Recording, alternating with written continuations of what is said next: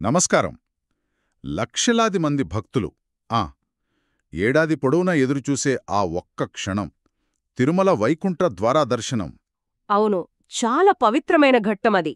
ఈసారి ఆ దర్శన భాగ్యం ఎవరికి దక్కుతుందో నిర్ణయించే ప్రాసెస్లో ఒక ఆసక్తికరమైన కోణం బయటపడింది. మన చేతిలో తిరుమల వైకుంఠ ద్వార దర్శనం టిక్కెట్ల అదృష్టం అనే ఒక కథనం ఉంది. టీటీడీ ఒక పెద్ద ప్రకటన చేసింది కదా. అదే ఆ ప్రకటన గురించే. అసలు ఈ ప్రాసెస్ వెనుక ఉన్న కథ ఏంటో సరే, దీన్ని కొంచెం లోతుగా చూద్దాం. తప్పకుండా. అసలు వైకుంఠ ఏకాదశి నాడు ఆ ద్వారం గుండా వెళితే మోక్షం సిద్ధిస్తుందని భక్తుల నమ్మకం. అందుకే ఆ టిక్కెట్ల కోసం ప్రతి సంవత్సరం ఉండే డిమాండ్. అదసలు ఊహించలేం. మరి ఈసారి ఈ సంఖ్య ఎంతంటున్నారు? మన మూలం ప్రకారం ఈసారి ఏకంగా 1.76 లక్షల టికెట్లను కేటాయించారు. 1,76,000?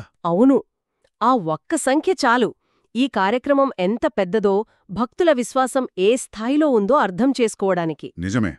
1.76 లక్షల టికెట్లు అంటే దాదాపు ఒక చిన్న నగరం జనాభా అంతా. ఖచ్చితంగా. ఇంత పెద్ద సంఖ్యలో భక్తులకు, అది 10 రోజుల పాటు దర్శనం ఏర్పాటు చేయడం వెనుక ఎంత ప్రణాళిక ఉంటుందో. చాలా పెద్ద వ్యవస్థ ఉంటుంది. ఇంతకీ ఈ 10.76 లక్షల మందిని ఎలా ఎంపిక చేశారు? మూలం ప్రకారం ఇది ఈడిప్ పద్ధతిలో జరిగిందట. అవును, ఈ డిప్ అంటే ఎలక్ట్రానిక్ డిప్. అంటే ఒక లాటరీ లాంటిదన్నమాట. సరిగ్గా అదే. ఇక్కడ మనం కొంచెం లోతుగా ఆలోచించాలి. గతంలో టికెట్ల కోసం గంటల తరబడి క్యూలలో నిలబడటం. ఆ దళారుల బెడద కూడా ఉండేది. అవును, ఆ సమస్యలన్నింటినీ పరిష్కరించడానికే ఈ ఈడిప్ విధానం. టెక్నాలజీని ఉపయోగించి ప్రపంచంలో ఎక్కడున్నా అందరికీ ఒకే అవకాశం కల్పించడం. అంటే పారదర్శకత కోసమనమాట. అదే ముఖ్య ఉద్దేశం. కరెక్ట్. ఈ పద్ధతి వల్ల ప్రపంచంలో ఏ మూల నుంచైనా ఎవరైనా దరఖాస్తు చేసుకోవచ్చు.